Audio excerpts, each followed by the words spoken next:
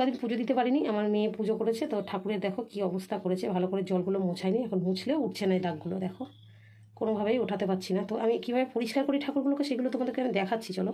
তো আগে এই এগুলো খুলে নিই, বসো শোনো, বসো।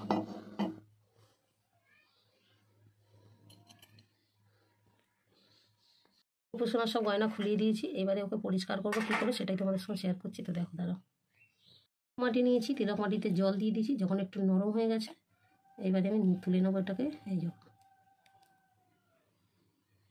এটাকে এখানে যেটুকু হাতে আছে আমি এটাকে মাখিয়ে দিচ্ছি গোপালের গায়ে।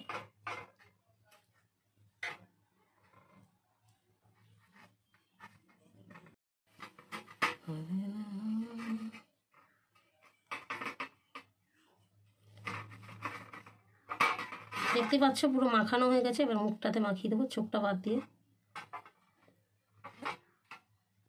মাখানো হয়ে গেছে, এবার আমি একটা লেবু নিয়েছি, এবার লেবু নিয়ে আস্তে আস্তে করে গায়ে ঘষে দেবো।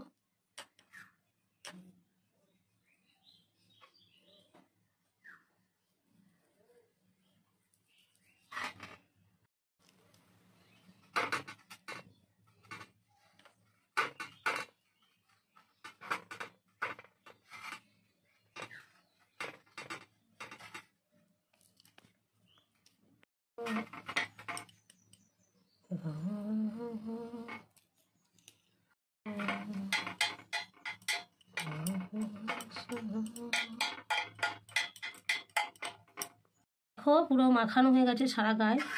5-7 মিনিট একটু রাখবো, 5 মিনিট না 2-3 মিনিট রাখবো। এবার তুলো নিয়েছি, তুলোতে একটু জল দিয়ে নেবো, তুলোতে একটু জল দিয়ে নিলাম। এবার দেখো কীরকম পরিষ্কার হয়েছে, তোমাদের চোখের সামনেই পরিষ্কার করবো, দেখো।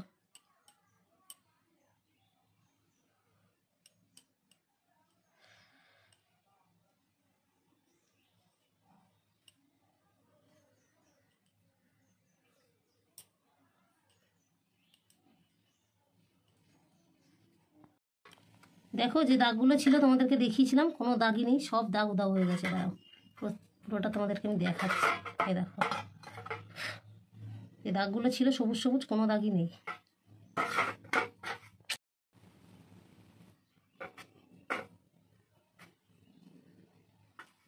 চলো এবার স্নান করিয়ে দিই গোপুসোনাকে। দেখো গোপুকে এবার জলে নামিয়ে দিলাম, এবার স্নান করিয়ে দিই। কীরকম পরিষ্কার হয়েছে তোমরাই বলবে আমাকে।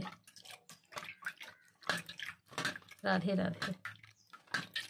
এরকম পরিষ্কার হয়েছে শুধু দেখো, জল দিয়ে তুললাম, তোমরা নিজেরাই দেখো কোনো দাগ নেই, দেখো কোথাও কোনো দাগ নেই। এবার ওকে মুছিয়ে নিই।